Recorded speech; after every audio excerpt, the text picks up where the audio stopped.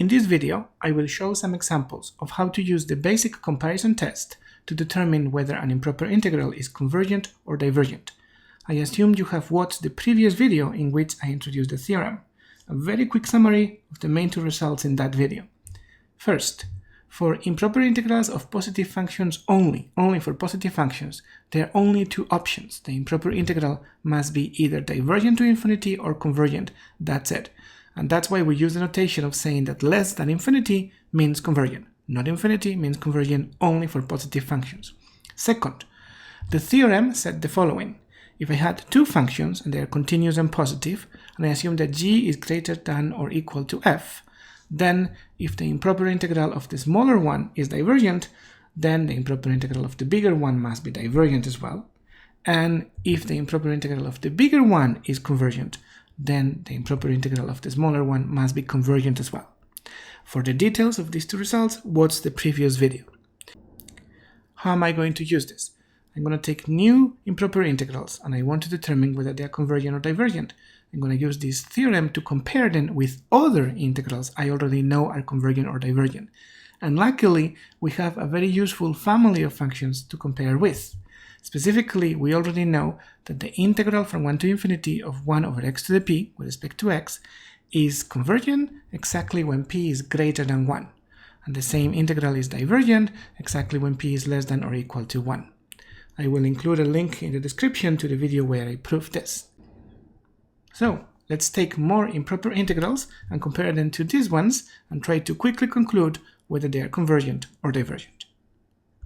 In this first example, I want to determine whether the integral from 1 to infinity of sine square of x over x squared with respect to x is convergent or divergent. We could try to use the definition, but that could require computing an antiderivative for this function, and that is a bit difficult. If we only need to know whether this is convergent, a number, or divergent, then we can use the basic comparison test and it will be faster.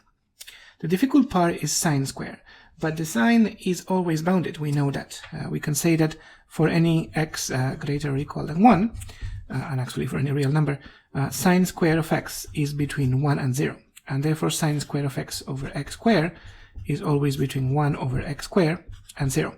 And now I'm comparing this function with another one, and for this one I know the outcome of the improper integral. We know that the integral from 1 to infinity of 1 over x squared dx is convergent, and because 2 is greater than 1. So this is now ready to use the basic comparison test. We know that the integral of the big function is convergent, less than infinity, so the integral of the smaller function must also be convergent, also a number.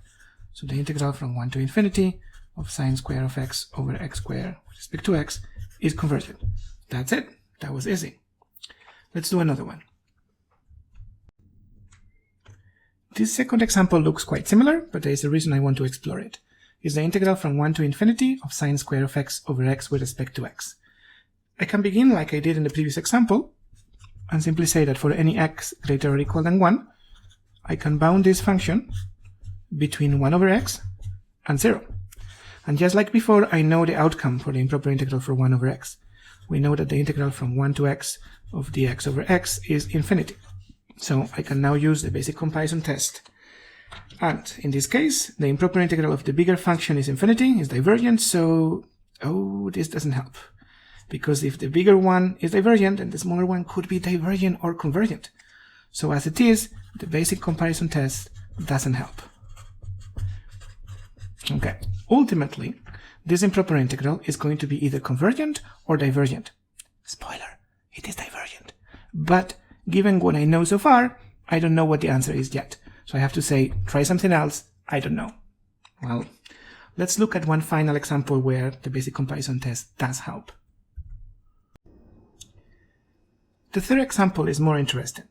I want to determine whether the integral from 1 to infinity of logarithm of x over x squared with respect to x is convergent or divergent. In this case, the complicated part is this logarithm. And logarithm is not bounded, but I know something about it. If I want to compare this with powers, I know from the big theorem that logarithm grows slower than any power. Specifically, I can say that logarithm is much smaller than x. Now be careful. This doesn't mean that logarithm is smaller than x for all values of x. And the actual definition of this is that the limit as x approaches infinity of logarithm of x over x is 0. So eventually logarithm of x is smaller than x, but maybe not for all values of x. Or more precisely, what this means is that for large values of x, since this is approaching 0, for example, I can say that for large values of x, logarithm of x over x is less than 1, and therefore logarithm of x is less than x. But again, only for large values of x. However, I want to argue that this is enough.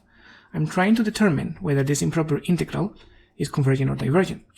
That is only going to depend on what happens for large values of x. So for example, let's say that this inequality is only true whenever x is greater than 10. Well, from 1 to 10, this is perfectly well defined. And whether it's convergent or divergent only depends on what happens from 10 to infinity.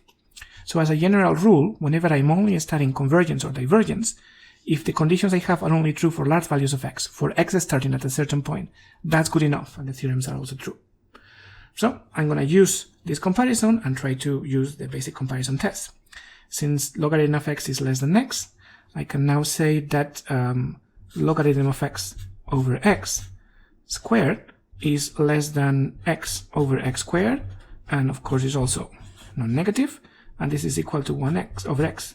Great, I'm comparing this with a function whose improper integral I know, because we know that the integral from 1 to infinity of 1 over x with respect to x is infinity.